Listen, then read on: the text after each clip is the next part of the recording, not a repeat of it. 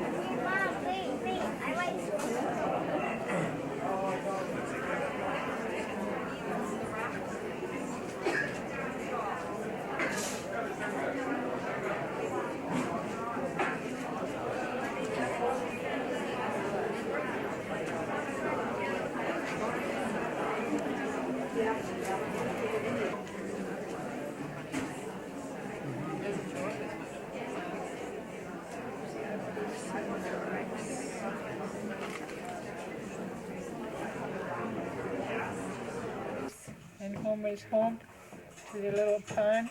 In the far corner is Kathy's little Ivy and her little friend.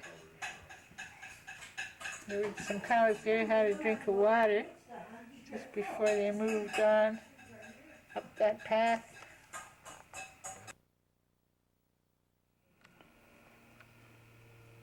This is known as Mrs. Pest and her lamb.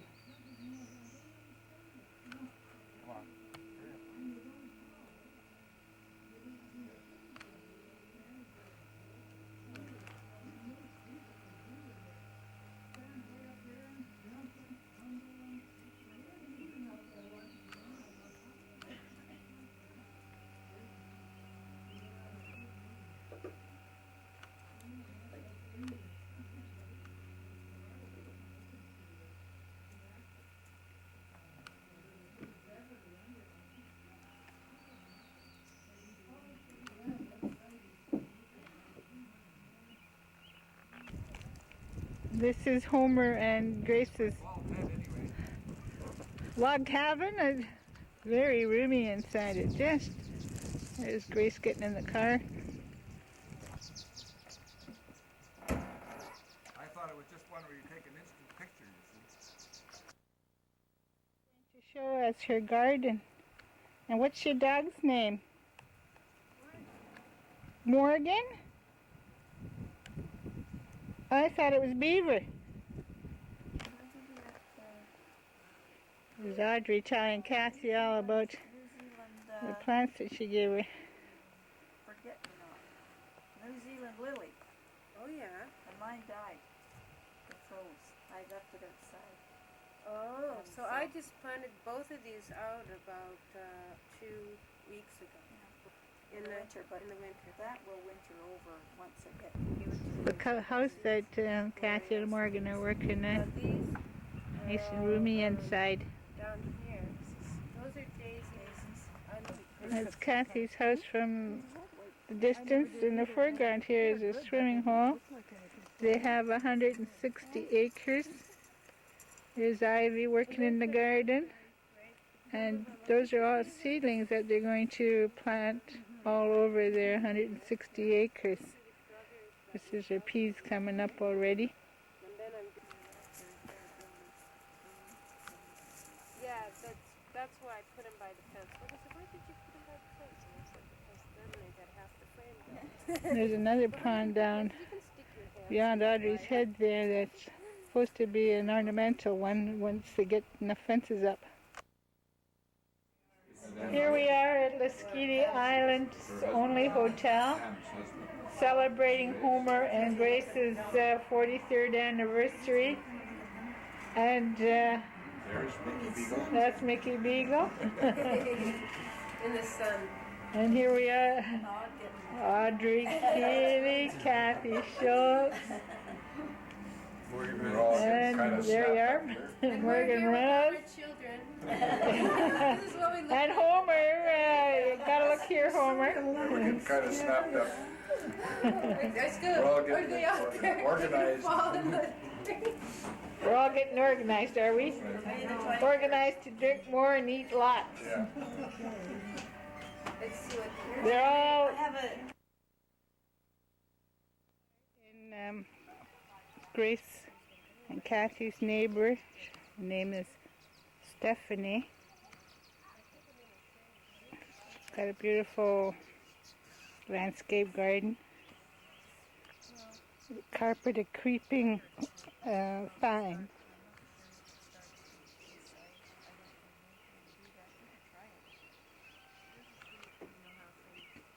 Kathy, very interested in gardening.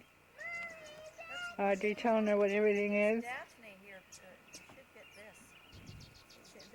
This is a Daphne that's excruciatingly sweet, lovely smell.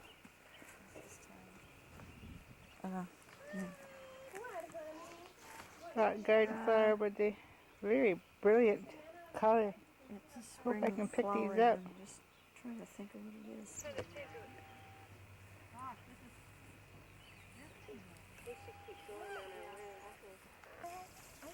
Is the owner of this property. I think it's probably 9 or 10 years old. Come on, Ivy, come on, I got something to... Where are you going? I have to go now. Easter and spring is up for.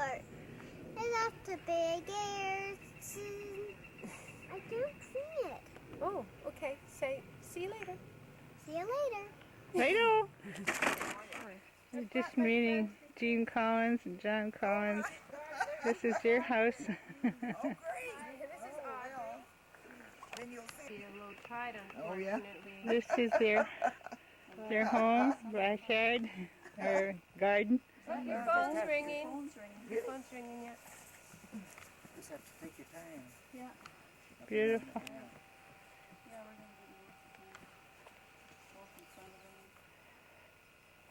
I'm going to start by Gorgeous heather. anything that helps the conditioning of the body. Rhubarb. A lovely rhododendron in the back Because the and damage is already done. wild currant. Oh, it's the toy. What's that? What, your sweater off? We're You take your sweater off. It's too hot. kind of take care of themselves. That's Morgan over there chopping wood. A mountain of wood. Yeah, I guess this is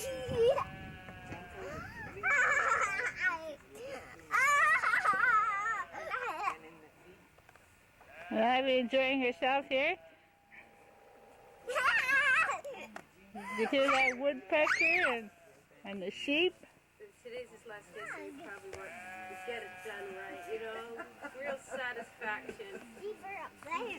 I got a whole bunch of books for you when the kids come, but I forgot to bring Really involved. Very lovely rustic home.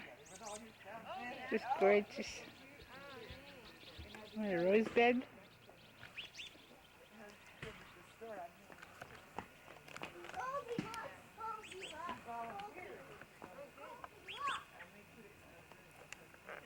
And a big cherry tree. And between for insulation. For This their is root the vegetables. first cabin that was built here, and they have double walls with sand in between for isolation. line about that They far put a from new our roof on place, it, but that's and the then we went original. and found the mail sitting up in the... When it opens, it's just a tinge of pink in the center. It looks like it's growing Well, out. if I see a couple of good shoots from the root. That stem doesn't look And we're going clam digging now. What? We're going clam digging. Jesus Christ, he says. And there was clams all over the beach. There's Homer looking for some clams. Audrey close behind.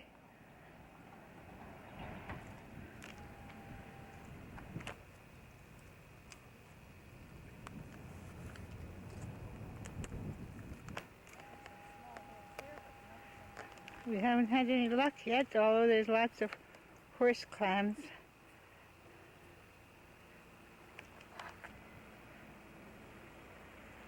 Make a funny squeaking noise, almost like a killdeer.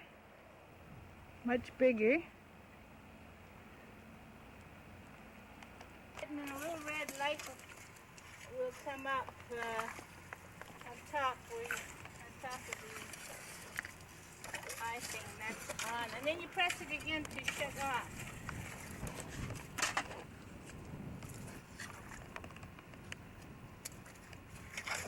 Helen and Homer digging clams on... What's this place called? What's this place called? What bay? Mud Bay, oh yeah. Part of South Heather Bay. and Helen and Homer digging clams at Mud Bay.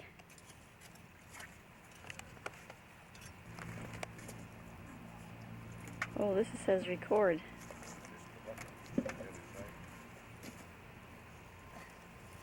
Helen and Homer at Mud Bay digging clams.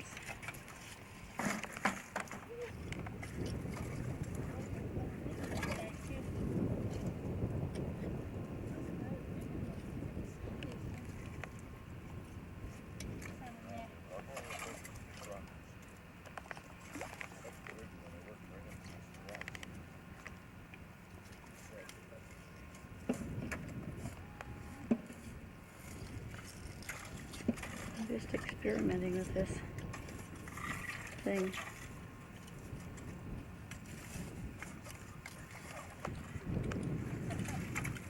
Well, we're catching something.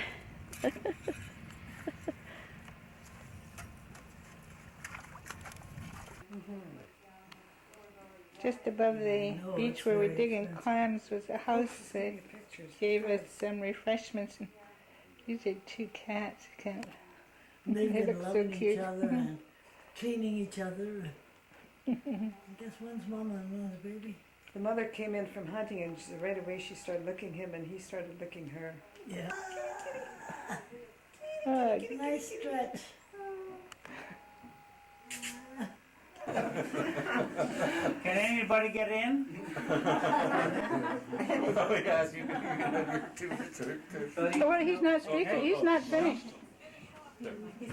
I think I don't know. I think his energy and his vision and his humanity is something that's an inspiration to us all, and I'm proud to have him.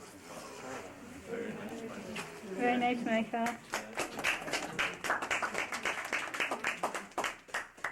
Bernie, you wanted to say something? Under duress, yeah. Modest. Do you think I'm modest? Modest.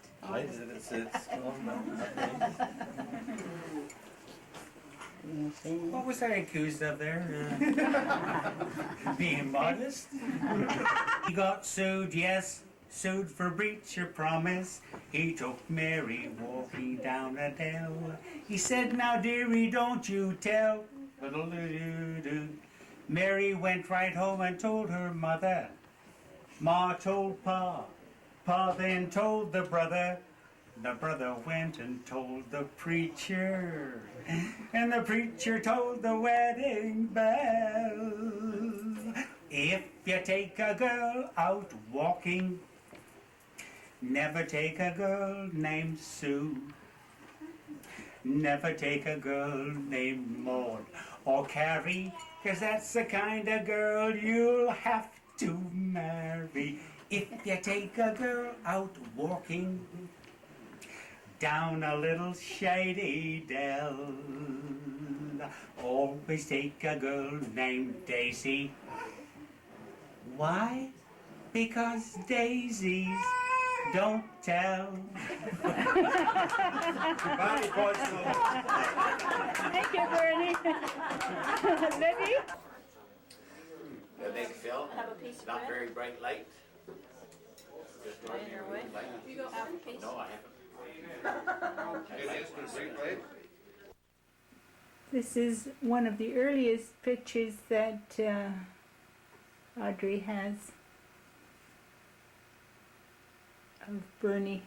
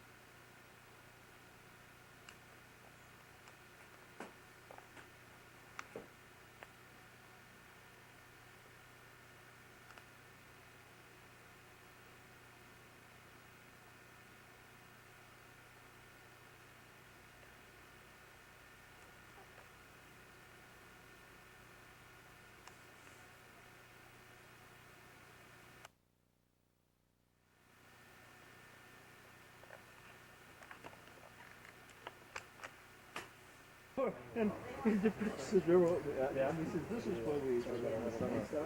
And his wife says, no it isn't. No. And there was a bed there somewhere. Absolutely, he was a bit of a collector too. Yeah, When he liked something, he wanted to I think when Bill, unbelievable. he was always reading, and Maybe on the concrete that'll work. He was working on the slab, bending these huge frames that they used, which become part of the hull of the ship. And he was a real expert at this, and he always wanted to do them to perfection. And during that period of time, there was a change taking place in the Union, and Bernie, with many of us, helped to build a new union known as the Marine Workers and Boilermakers. And he played an active role with us in the shop steward movement, which was one of the important groups that helped to give the leadership support they needed in order to make the union a reality. And Bernie, he was dedicated to the working class. He always defended the workers regardless. And further, Bernie played a role on the executive over the number of years. He also was a vice president. There was some of the interesting things that I just want to remark was Bernie liked to socialize, and during that period when Bill Stewart was still alive, he used to meet at Bill's place, and of course there was always humorous moments in which one tried to outdo the other. And of course there was always the bagpipes that were around at close hand, and a guy by the name of Alec Chalmers, he would be there, and he'd be playing Bill's favorite Scotch tunes. and the first thing you'd know, there'd be a bit of a dance going, and some fancy footwork between Bernie and Bill, one trying to outdo the other. There was many an evening that we were there that we had some real entertainment. Bernie was also a delegate to the Labour Council for many years. He played a role as a delegate. He was a very capable debater, and he was dedicated to the working class as such. He never veered off all his life. And I think that he should be remembered as one that has made a contribution towards the trade union movement and the working class as a whole. That was Walter Jacobs. Thank you. I will pass.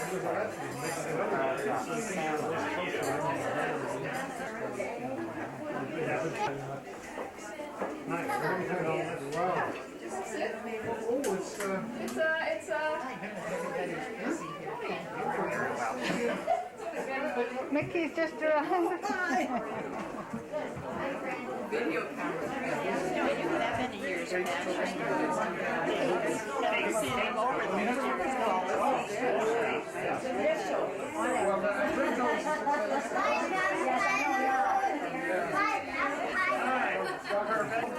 Oh, just there. Oh, yeah.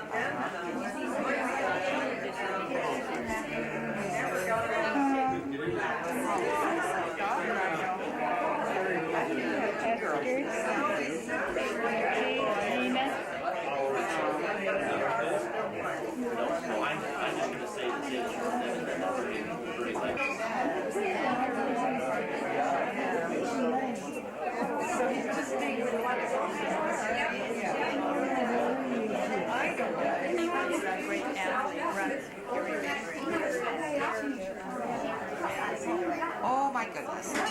Piece of cheese.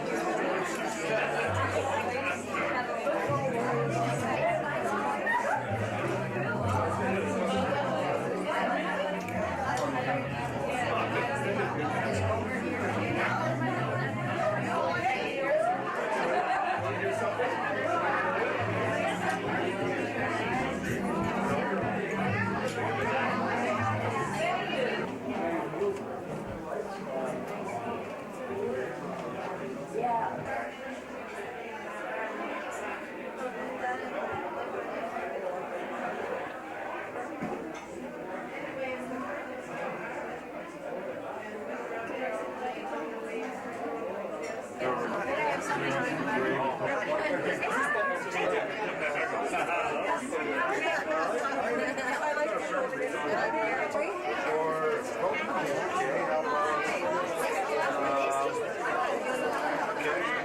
we go. Yeah, sure.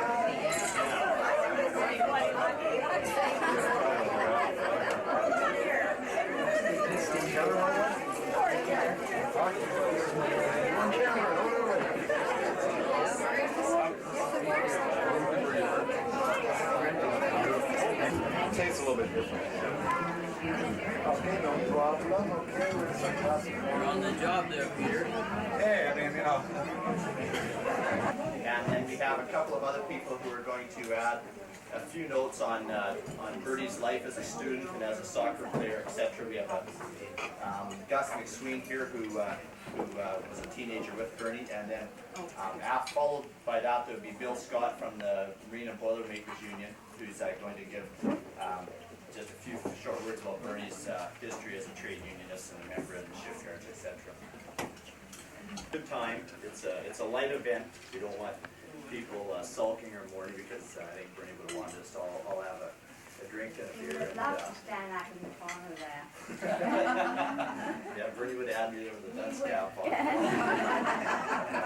Being during the First World War in Chester, England, which is a tough working class area south of Liverpool. And he was the oldest of 5 children. Him and his brother Ronnie were born in England, and then the family moved to Canada.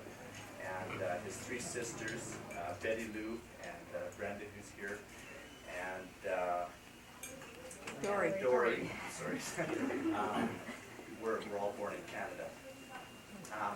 Throughout the 1920s and into the 30s, during Bernie's schooling year, or schooling history, he traveled Canada extensively, part of making a living with his father. Him and his brother Ronnie traveled across Canada back and forth selling magic soap cakes and gambling and various things to make a living for the family. And Bernie, during that period, he says that he went to 42 different schools. I know it's a pile. Maybe in reality it might be 35, but I know he always insisted there was 42 schools, which were elementary, junior secondary, senior secondary, San Francisco, Toronto, Vancouver, in every place across the country. Part of this kind of nomadic gypsy lifestyle of selling soap cakes and various potions to people across Canada during the 20s and 30s to make a living. Brought him to a situation where he's probably in Guinness's Book of World Records as the person who went to more schools than anybody else. But, it was an interesting lifestyle. He always cherished the abilities of his father to sell these cakes and to have gambling at night, and enter Bernie and Ronnie into races, which he would bet heavily on, and which he knew they were the quickest at the first 40 or 50 feet and would be able to pull off weights or off the bet, etc. And then on top of that, his dad, in order to encourage them to participate in the selling of the soap cakes and the various trinkets to people across Canada, he would pay them wages to give them some incentive, and then he'd play poker with them at night and win it back. Carry on to the next town and find some more customers. Part of making a living through the 20s and 30s was when Bernie was a teenager. In 1933, his father, who was always an avid sports fanatic as far as both a participant and especially watching and encouraging Ronnie and Bernie to participate in it, he had Bernie heavily involved in wrestling. And Bernie did quite well at this. He was short in stature and powerful, and he could easily get in on guys and take them down with a leg takedown, and he had lots of strength to do that. And he was given the name the Vancouver Flash. And in fact, I have a photograph here. There's several photographs that I'm going to circulate that people can just look at of Bernie in his younger days or at different periods in his life. And this is one of Bernie as the Vancouver Flash. And it was about a year ago, I guess. I was up at Salmon Arm. It was a year ago, March, and I was in Salmon Arm, and Bernie had my father, who's about 50, I guess about 60, all twisted up like a pretzel on the kitchen floor there. He was showing my father these moves that the Vancouver Flash used to make. And one time they were quite troubled for money in Toronto. And the Vancouver Flash had a history of winning. So his father entered Bernie into some bouts under the alias of Barney Kelly. And this was done commonly. Once you wrestled a while and had some experience, you could take on any other amateur wrestler and win handily if it was their first time in the ring. And after a while, no one would bet for you. And so in order to increase the odds, Bernie was entered under an alias as a total farmhand, a greenhorn who never fought before. And they hid his real identity as the Vancouver Flash, and he was entered as this greenhorn, Barney Kelly. And he was against some great big fellow who was from down in Leamington or one of the farming areas who was supposed to be some other greenhorn. And his dad had bullshitted it around and got the situation going where everybody thought that Bernie was the real greenhorn, and they had something like 7-to-1 odds that Bernie would win this. And anyways, they went into the ring. The other fellow was really big, and he really cleaned up on Bernie. And I said to Bernie, "Well, what was the name of the other guy?" I said, "Well, Bernie said, well, he was pulling off the same stunt we were pulling off. He was an experienced fighter out of New York, and but he was going under an alias also." And I said to Bernie, "Well, what was his alias?" And he said it was Donnie Brooks. It was my father, my parents we just rolled in the kitchen floor of laughing, just thinking of that situation, because it was really kind of an underhanded situation, just the whole ability to try and make a living in the 30s and the various schemes that people pulled off to just to make money and to survive for another week. During the 30s, Bernie traveled extensively across Canada and had a real love and appreciation for the country. That included Quebec, where he'd taken some French in high school, and when he went to Quebec and tried to speak French, he was always given food and a place to stay at night in Montreal and in other places in Quebec, and always really appreciated the hospitality of the people of Quebec. During the 30s, he was thrust into the same situation of a lot of other people, where he spent time in relief camps and riding freight trains and going back and forth across the country to make a living in any way possible. And also, throughout the latter part of the 30s, he was introduced into the shipyard scene in Vancouver as a teenager out of high school to gain work whenever it was available. And I'm not going to touch on that. I'm going to have some of the other people speak up and say things that they want. In general, the Depression affected Bernie's his manners and his psychology the way it affected every Canadian. I just finished reading the book The Great Depression by Pierre Burton, which I recommend for anybody to read. It's just a beautiful book that talks about just the incredible hardship that people went through in the 30s. And there's Pierre Burton notes that coming out of the 30s, some people were skinflints or tight with their money, and were lived a tough life long after the Depression was over, and other people learned to kind of face reality to get on with life.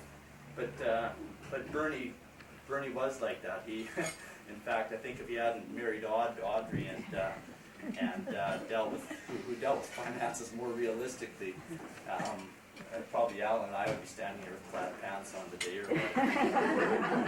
I remember for a short period after Heather and I were married, or just before we were married, we lived in the basement of this house, and I'd come up to the fridge to get something for supper, or maybe to raid the fridge, and there'd always be a bowl with 2 carrot dices in it, or maybe a cup with 1 strawberry in it, etc. And that was Bernie's trademark.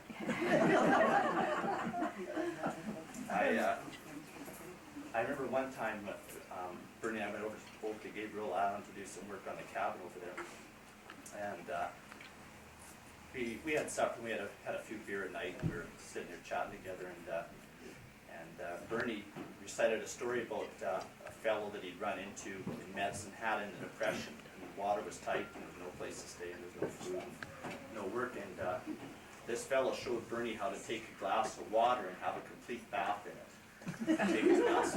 And Bernie demonstrated this to me. And it was just one of the traits that Bernie remembered from all the characters. And then he ran across the 30s, how you take the first bit into your face and then do the rest of your body and your hair and save the end for the lower parts. And, he demonstrated this to me. It was just a scream. We had a few beers going. It was just one of those magical moments that Bernie had remembered from somebody 60 years ago, and it was still prominent in his memory.